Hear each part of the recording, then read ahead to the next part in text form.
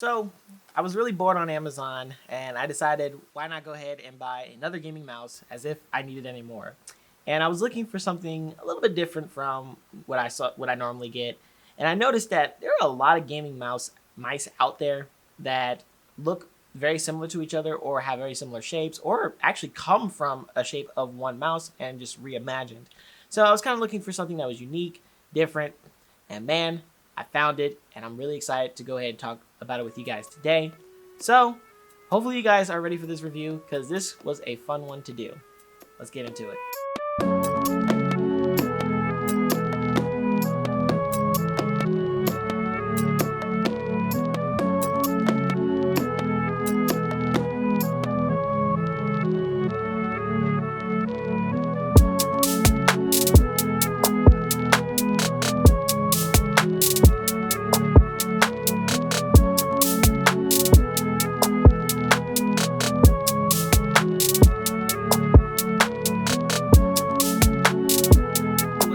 Everybody, it's your boy JKT. Welcome back to another video. Hopefully you guys are staying safe in this quarantine. Hopefully everybody's doing well. But I hope I got you in that intro. If I didn't, I'll get better. But today we're going to be taking a look at a different mouse, the Ragnok FPS gun game mouse. I know, try saying that 5 times fast. It's a mouthful. But it's an interesting mouse with an interesting design. And we're going to go ahead and talk about it and see if it's something that you guys should pick up now, near future. Who knows? But before we do that, of course, if you guys do enjoy the content that you see here, make sure you go ahead and leave a like. That way it lets me know you guys enjoyed it. And if you guys want to come hang out with me live as I test different gaming mice, sometimes ones that I don't even review, come hop over on Twitch. I will leave a link in the description below. I stream every Friday and Saturday. Come on over, join in, and chat, and talk to me about mice or whatever else you want. So, without further ado, let's get into the video. All right, so like I said before, this mouse is a completely different look from any other gaming mouse that you're going to see.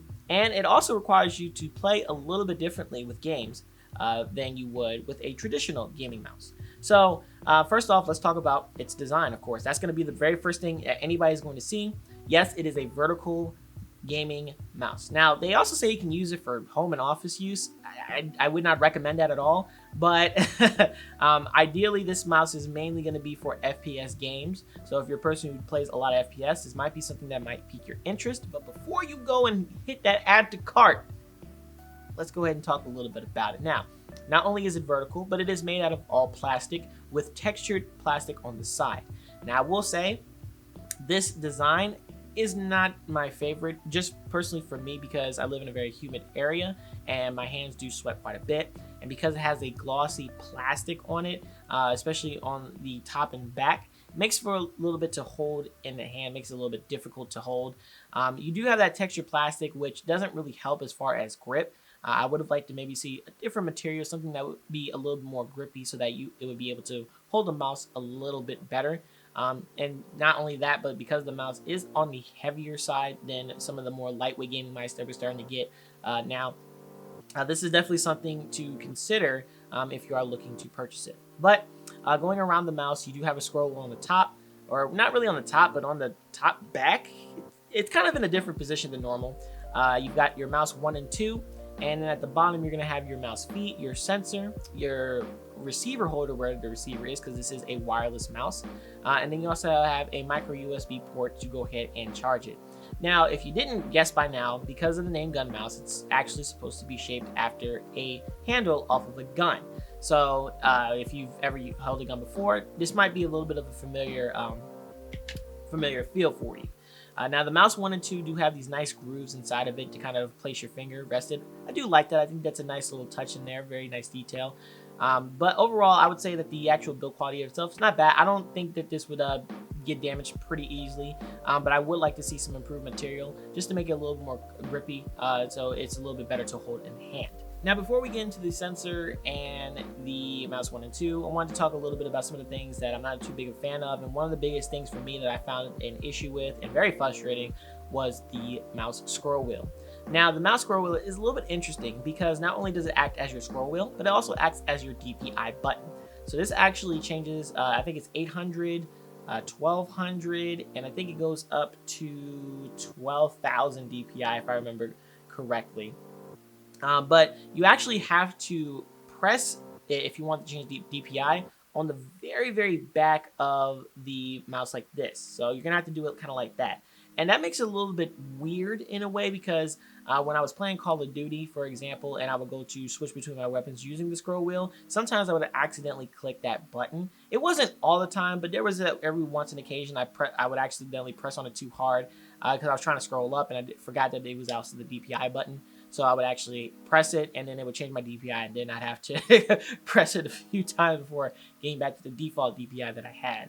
But I would have probably liked to have maybe seen a button on the bottom where the sensor and everything is, kind of like what what other companies do, like Extrafy. They actually have a button at the bottom that allows you to change the DPI. Would have liked to maybe seen that. That might have been a little bit of a better design choice. And speaking of the scroll wheel, continuing on, I do find that it is a little bit inconsistent. It's not as tactile. It's fairly on the looser side with this very slight tactility. If you've ever used a phone with very light vibration, it kind of feels something along the lines of that.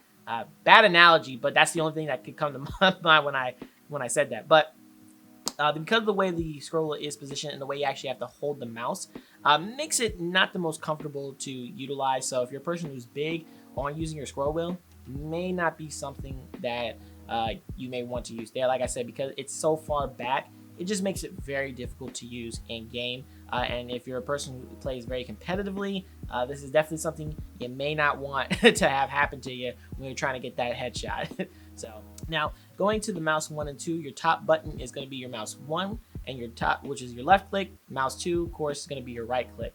Now the mouse 2 is a little bit shorter, so you can kind of actually have your hand on both mouse 1 and 2. Now, like I said, this mouse is going to require you to play a little bit differently. So, for example, if you're used to doing a lot of flick shots, or you use your wrist kind of like this as a way to kind of get more precision, this is a mouse that definitely doesn't really favor that. This is going to favor more of arm use. So if you're a person who uses your arm instead of your wrist, you may find that this is a little bit easier to use for that. And because of the vertical positioning, it does make it a little bit more, not more comfortable, but easier to use because it is shaped differently. So you have to that's really the only way you can use this mouse in the best way possible. So if you're a wrist person, you may not want to pick this up. I've tried using it with just my wrist, and because it is vertical, it makes for very poor gameplay at the end. I have a very hard time being able to kind of move around when I just didn't use my wrist. So I did have to use my arm. Another thing they also said too was that this was supposed to help with fatigue, so you're supposed to be able to use this, play for long periods of time, because of the fact that instead of holding your mouse kind of like this, you're actually holding it like this on the side, so it's supposed to make it more comfortable. Now, in the wrist area, I didn't notice any issues, but I did notice that the more I was using my arm, the more fatigue I got, and I'm just sure because of the fact that I'm used to doing this instead of just doing this. So it was just something for me that after a couple of hours of gameplay, I wasn't the most comfortable. After that, I wanted to kind of take a break.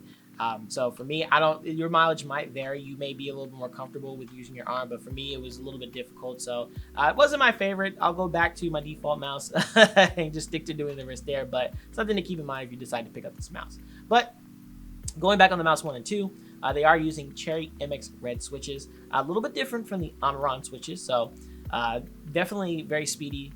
They do have a lot of post travel though. So when you press down on the button, now I'll be honest with you, I didn't notice any issues as far as a delay, but I felt slow and sluggish just because of the fact that there is a lot of post travel especially on the mouse 1, that it feels like I have to press it all the way down for it to actually pick up what I'm trying to do. Even though that's not the case, I did a few tests where I would barely touch it, and it would sense that I have actually pressed the trigger, and it would go ahead and respond on the computer. So you don't have to press it all the way down, but it just kind of that satisfying, okay, I did it, so I know 100% that I clicked it, and in that way, boom.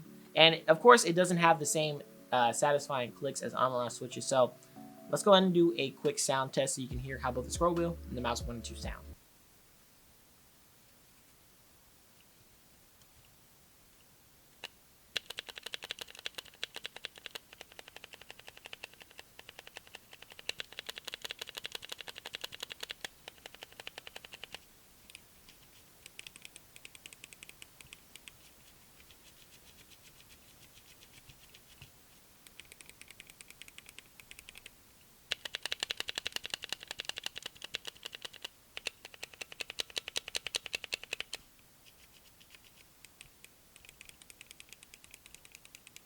Now, going on to the sensor, I'll be honest with you guys, I could not find the type of sensor that it was using. I was assuming that it was using a PixArt sensor, but in the description, it actually didn't tell me what sensor it was using. But I didn't notice any issues as far as actually playing games. I played Call of Duty perfectly fine. No issues as far as latency or lag. So overall, I would say whatever sensor that they are using is a pretty good sensor overall. However, one thing that's not really good is the receiver. Now, it could just be me and my setup, but when I actually plugged the receiver in the back of my computer, it actually had trouble picking up the signal from the receiver to the mouse. So there will be times where I would move the mouse a little too far and the mouse would just cut off. And then when I move it back closer to the receiver, it would then pick up. So it estimates about 50 feet, but I would say that that's not the case. So I do keep in mind that this is probably something that you want to keep the receiver very, very close to the mouse for the best possible gaming experience and best possible use case. Like I said, this is a wireless mouse, so it is going to come with a receiver. I do like the fact that they do have a receiver tray at the bottom. Really nice touch there. As far as battery life goes, I would say you can get, easily about more than 2 days of battery life from my experience. That was me kind of doing maybe an hour to 2 hour gameplay each day before the mouse died. So I'm pretty sure it would be a little bit less if you decide to play much, much longer. And I think it only has about a 600 milliamp hour battery. Of course, if you do need to top it off, it does come with a micro USB cable you can plug into the bottom of the mouse and let it charge. I do like this mouse just because of the fact that it is taking a chance and doing something completely differently. I do see that it's not a bad mouse whatsoever. It's pretty decent, but there are areas to improve, and I would like to definitely see them make another version of this, maybe a little bit better with newer materials. Maybe, a nice top optical sensor on there. And I think this wouldn't be a bad idea. So that is going to be it for this video, guys. Hopefully you guys enjoyed it. Like I said, I really enjoyed my time with the mouse. It was pretty fun to use. Again, it's not going to replace my main mouse just because I'm just too comfortable with the way my mice are shaped now. But it is something interesting, and it is nice to have. So when you get your friends to come over, they're like, what is that? And you're like, this is a gun mouse. So let me know down in the comments below what you guys think of this mouse. Is this something that you guys are interested in? If there's anything that, of course, I missed, let me know down below.